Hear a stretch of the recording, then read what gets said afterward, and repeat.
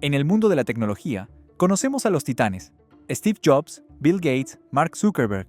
Sus caras y sus historias son famosas, pero en el universo de las criptomonedas, el nombre más importante de todos es, irónicamente, un seudónimo: Satoshi Nakamoto, un fantasma.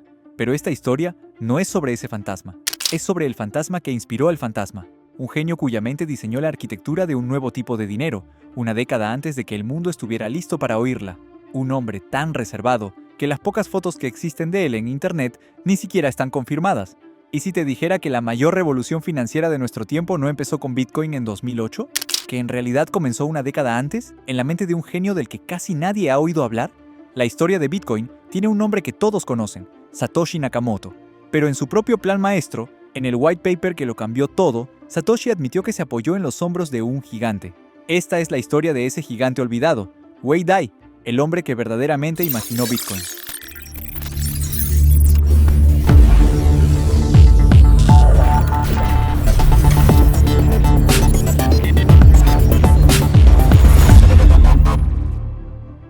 El mundo antes de Bitcoin, la rebelión cypherpunk. Para entender a Wei Dai, tenemos que viajar a los años 90, la era del Internet naciente, de los módems que chillaban y de una promesa de libertad digital que parecía no tener límites. Pero para un grupo de visionarios, esta nueva frontera no era un paraíso, era un campo de batalla. Eran los cypherpunks, un colectivo de criptógrafos, programadores y activistas que veían con una claridad aterradora el futuro que se nos venía encima. Entendieron que, en un mundo cada vez más digital, la privacidad no sería un derecho por defecto, sino algo por lo que habría que luchar. Como decía su manifiesto, la privacidad es necesaria para una sociedad abierta en la era electrónica. Debemos defender nuestra propia privacidad si esperamos tener alguna. Ellos no le escribían cartas a los políticos, no organizaban protestas. Su lema era: los cypherpunks escriben código. Creían que la criptografía, el arte de la comunicación segura, era la única herramienta que podía reequilibrar el poder entre la gente normal y las grandes instituciones. Dentro de este círculo exclusivo de mentes brillantes, con nombres como Adam Back o Hal Finney, había una figura especialmente enigmática: Wei Dai. Descrito como un ingeniero informático intensamente privado, Dai era un miembro activo y respetado de las listas de correo donde se cocinaban estas ideas revolucionarias. Graduado en Ciencias de la Computación por la Universidad de Washington y con experiencia en el grupo de investigación de criptografía de Microsoft, su talento era innegable. Pero mientras otros debatían, Wei Dai estaba construyendo.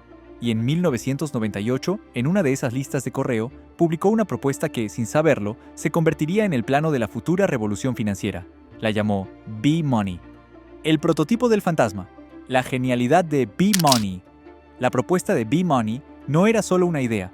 Era un manual técnico para un universo financiero completamente nuevo. En apenas unas páginas, Wei Dai describió un esquema para un grupo de seudónimos digitales no rastreables que se pagan entre sí con dinero y hacen cumplir contratos entre ellos sin ayuda externa. Leámoslo de nuevo: dinero entre seudónimos sin ayuda externa. En 1998, esto sonaba a ciencia ficción.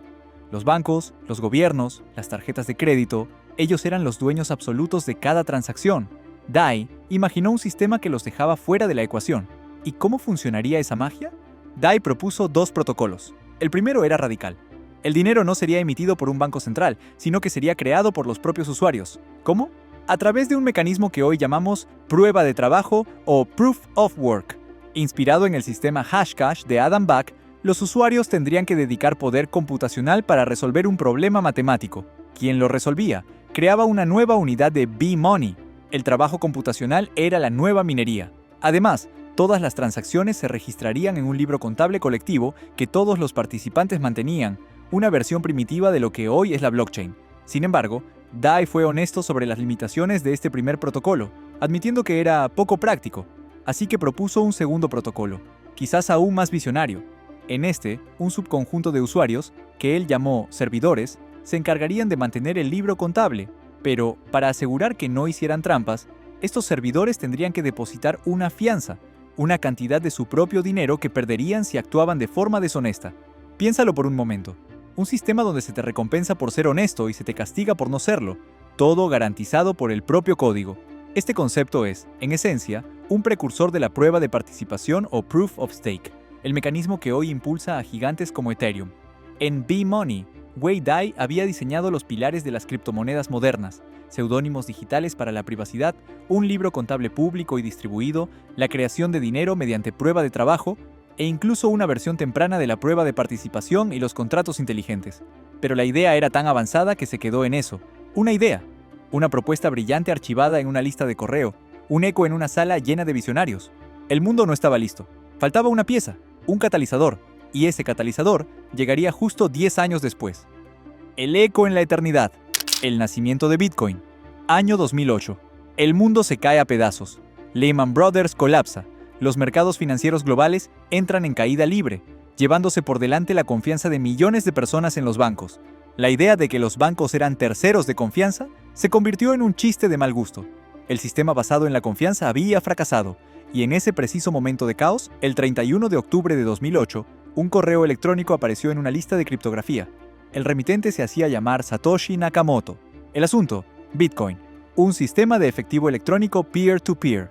El documento de 9 páginas que adjuntaba era una obra maestra. Describía una solución funcional al problema del doble gasto en una red descentralizada, combinando ideas existentes en una síntesis perfecta. Usaba un sistema de prueba de trabajo para crear monedas y validar transacciones en una cadena de bloques. Era un sistema de dinero digital que no necesitaba bancos, ni gobiernos, ni ninguna autoridad central. Era, en esencia, el sueño cypherpunk hecho realidad. Pero Satoshi, en su genialidad, no pretendía haberlo inventado todo de la nada. Al final de su revolucionario white paper, en la sección de referencias, hay solo 8 citas. La primera de todas, la referencia número 1, dice: Wei Dai B-Money.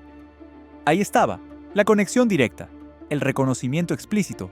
Satoshi Nakamoto, el misterioso creador de Bitcoin, confirmaba que su obra se levantaba sobre los cimientos que Wei Dai había diseñado una década atrás.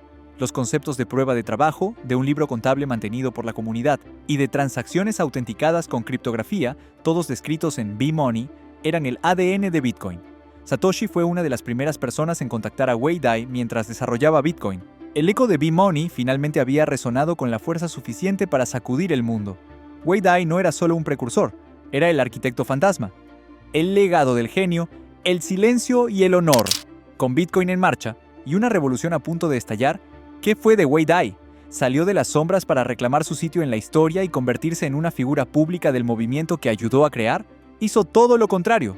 Wei Dai se mantuvo fiel a su naturaleza y a los principios cypherpunk. Se quedó en el anonimato.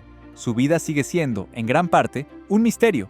Sabemos que se graduó en la Universidad de Washington, que trabajó en Microsoft y que desarrolló la influyente librería de criptografía Crypto++ desde 1995. Pero más allá de eso, los detalles personales son escasos. Su extrema privacidad, por supuesto, alimentó las especulaciones. Durante años, muchos se preguntaron si Wei Dai podría ser el mismísimo Satoshi Nakamoto.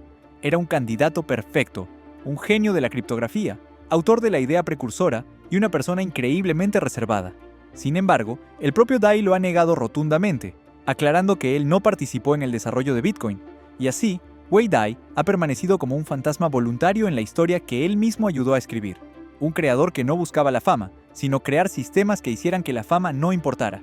Pero aunque él no busque el reconocimiento, el mundo cripto no lo ha olvidado. Su legado está inscrito en el código de la segunda criptomoneda más grande del mundo. En la red Ethereum, la unidad de valor más pequeña, la fracción más indivisible de su moneda, no se llama céntimo ni centavo, se llama Wei. En un homenaje que la comunidad considera un tributo directo a él, cada día, en millones de transacciones y en el cálculo de cada comisión, el nombre de Wei Dai es invocado, honrando silenciosamente al hombre cuya visión de B-Money sentó las bases para todo lo que vino después. La historia de Wei Dai es un poderoso recordatorio de que las revoluciones no siempre son ruidosas. A veces, empiezan con un susurro, con un texto publicado en una lista de correo de nicho por un genio que prefiere las sombras a los focos. Su propuesta B-Money fue una semilla plantada en tierra que aún no era fértil, una idea que tuvo que esperar una década para que otro creador anónimo la hiciera germinar y la convirtiera en el bosque que es hoy el ecosistema cripto. Satoshi Nakamoto construyó la casa, pero fue Wei Dai quien dibujó los planos. Su historia nos enseña que el progreso a menudo no es obra de figuras carismáticas en un escenario, sino de gigantes silenciosos, genios fantasma cuyas ideas, una vez liberadas, adquieren vida propia y cambian el mundo para siempre. Y en el corazón de esta nueva era digital, el legado de Wei Dai perdura, no en estatuas o titulares, sino en la unidad de cuenta más fundamental de una economía global y descentralizada. Un tributo perfecto para el fantasma que imaginó Bitcoin. Y ahora te pregunto, ¿Qué hubiera pasado si Wei Dai nunca hubiera imaginado Bitcoin?